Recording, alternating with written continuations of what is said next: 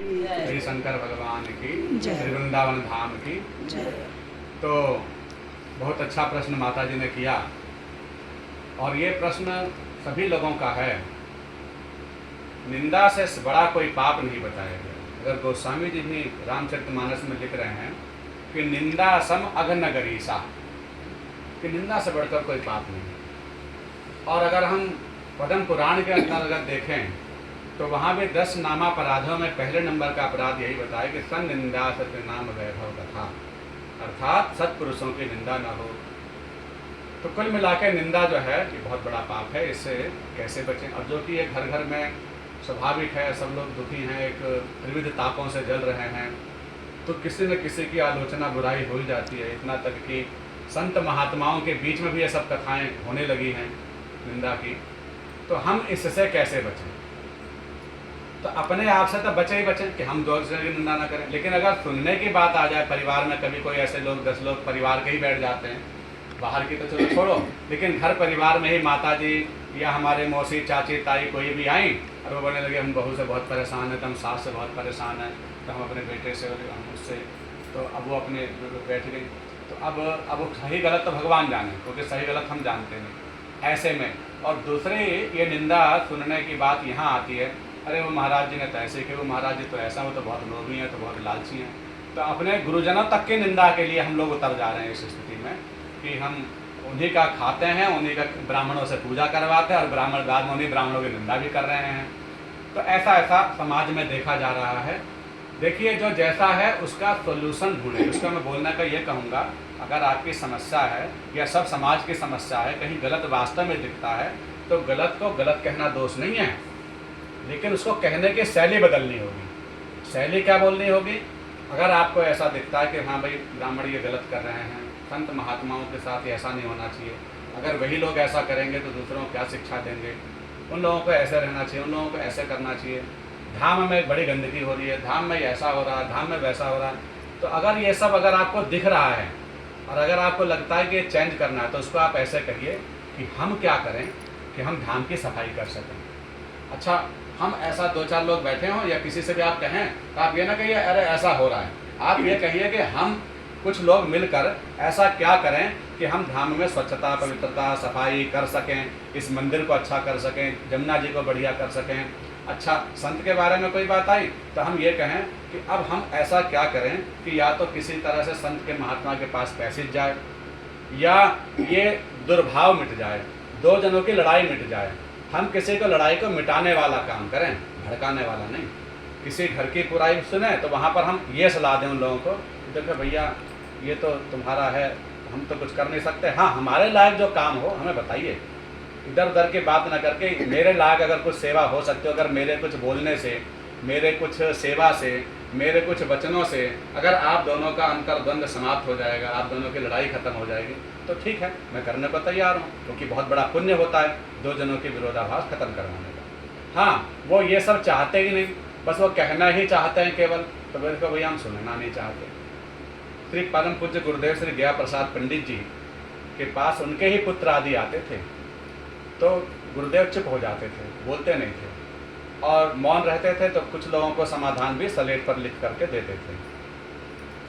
तो उन पुत्रों ने कहा कि महाराज जी, बहुत समय से हम देखते हैं, हम भी लोग आते हैं आपके से दर्शन करने और मिलने, और हम आपके घर के पुत्र हैं, पुत्रवधू हैं, पौत्र हैं, तो आप जितना समय औरों को देते हैं उतना समय हमें नहीं देते। ये थोड़ा समय खेद खिन्नता लगती है। आखिर क्यों?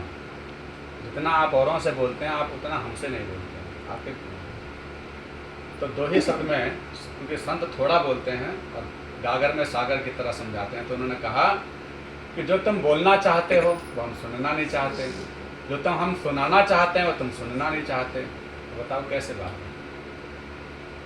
अर्थात परिवार में फिर परिवार की ही चर्चाएं होती हैं, वो आध्यात्मिक और धर्म की चर्चाएं ज़्यादा सुनना नहीं चाहते।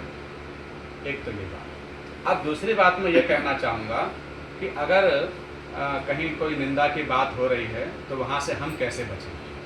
पहले ना तो आप किसी कारण से वहाँ से उठ जाइए, कुछ भी बहाना बना दीजिए कि फ़ोन आ गया, कहीं मिलना है, कहीं जाना है, मुझे कुछ ज़रूरी काम है, अच्छा तो ये करना, किसी भी तरह से तो उसमें आपको झूठ नहीं लगेगा, वो झूठ झूठ के समान नहीं, क्योंकि आपका उद्देश्य वहाँ पर निंदा से बचना है ना?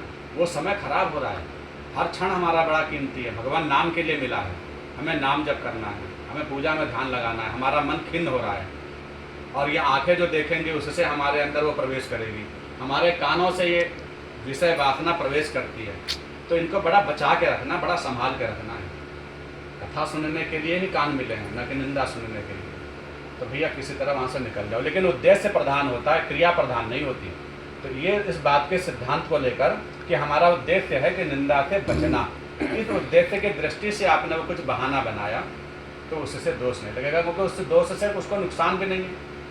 हाँ, हमारे बोला हुआ झूठ जब झूठ के समान होगा जब सामने वाले का नुकसान होगा, क्योंकि वही झूठ झूठ है जिसमें किसी का अहित हो जाए।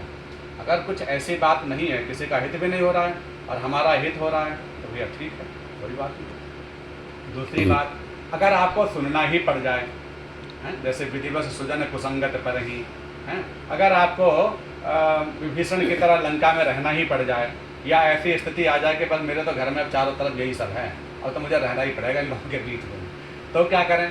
तो बोले उस वक्त ऐसे हो जाए कि नाम जब ना छूटे, अपने मन मन में हरे कृष्ण कृष्ण कृष्ण हरे हरे हरे नाम वो सुना रहे हैं अपनी, हम अपने में मान रहे हैं, और हमारे सामने राधा रमन जी का स्वरूप आ जाए। अपने अंतर मन में अपने राधा रमन जी को निहारते रहो, गोविंद को निहारते रहो, कोई लीला उनकी लीला में चले जाओ, तो अपने चित्त को कहीं और लगा दो, क्योंकि आपके चित्त का ही सारा खेल है, आपके चित्त में वो बुराई ना आ जाए। तो ऐसा कैसे हो सकता है? अच्छा तो वास्तव में खराब होगा, अच्छा तो उसने इतना बड़ा काम कर दिया, ऐसा कर दिया, ये सब आपके चित्त में ना जाए। आपका चित्त उस वक्त राधा रमन जी की या कोई संत महात्मा की कोई कथा आपने जो सुनी है उसी में चिंतन में चला जाए, और वाणी से अपना मन मन में नाम शुरू कर। आप कुछ रिप्लाई मत दो, कुछ ज़्यादा बोलो मत, भले थोड़ा बहुत हरे कृष्ण मन मन में अपना ऐसे करते रहो, तो आप जो है बच जाओगे। वो ऐसे बच जाओगे जैसे फनी मनी सम निज गुण अनुसार है। जैसे फणी और मणि दोनों एक साथ रहती हैं, लेकिन दोनों अपना अलग अलग काम करती हैं। तो वो कुछ देर एक तरफा करके आवत गाली एक है पलटत हो या नहीं, तो उस तरह से उस युक्ति से आप बच जाएंगे।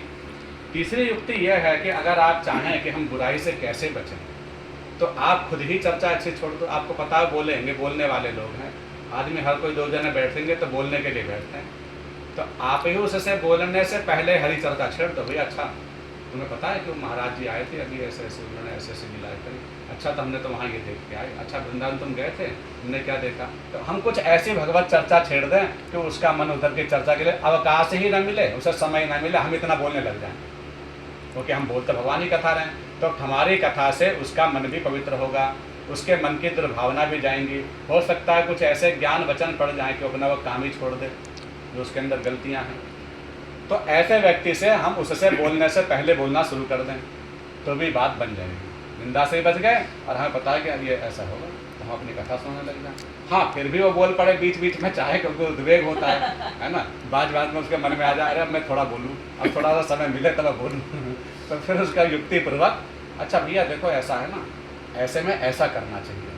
तो अगर हमारे पास कुछ धर्म ग्रंथों का विवेक है, कुछ शास्त्रों का अनुसंधान है, अथवा सद्गुरु जनों के वचनों का विचार है, तो आप उसके द्वारा उसको भाव दीजिए, उसको ज्ञान दीजिए कि भैया देखो जो जीवन में भोग लिखे हैं ना, भोगने ही पड़ेंगे, हमारे भोग खत्म नहीं हो सकते। ये परिवार हमारे प्रारब्ध का ही नाम है, पूर्व जन्म के कर्मानुसार ही ये प्रारब्ध से हमें सब मिले हैं, अब इनको भोग से ही मिटेंगे। हाँ, इतना करिए कि आप इसे प्रसन्नतापूर्वक भगवान का प्रसाद मान करके, कभी कभी प्रसाद में कड़वा भी मिल जाता है, नीम भी मिल जाती है, जरूरी नहीं हर जगह आपको मीठा ही मिलेगा, तो प्रसाद है, कभी करीर भी आ सकता है, तो जो भी प्रसाद मिल जाए उसे भोगो, भगवान का नाम लो।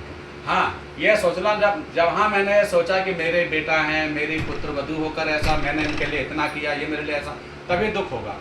और जब ये मन में आज जान लोगे कि मैंने किसी के लिए कुछ नहीं किया, ये सब प्रभु की लीला है, और भैया ये सब समय के अनुसार मिले हैं, प्रारब्ध काटने के लिए मिले हैं, हाँ जी ठीक है, तुम जो कह रहे हो बढ़िया है, हम ही में कमी है 10।